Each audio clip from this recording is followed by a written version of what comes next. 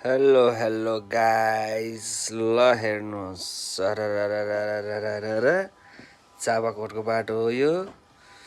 हामी वालिङबाट अगाडि लागिसकेको छौँ गाइस हेर्नुहोस् ल। अहिले हामी ठ्याक्कै भन्नुपर्दा बारीकुना जाने र ठाँटे बन्जिङ जाने बाटोको चोकमा आइसकेको छौँ।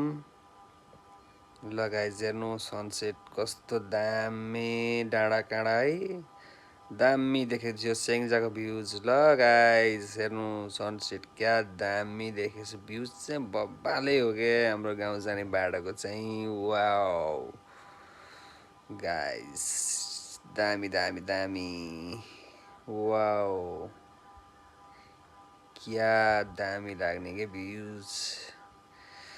24 घन्टामा काठमाडौँबाट चापाकोट आएको दिन हो यो। आज बल्ल बल्ल भर्खर घरमा आइपुगेको। हिजो 6 बजे हिँडेको गाइस, आज रातभर कुरिनटारको जाममा बस्दा बस्दा बल्ल गाइस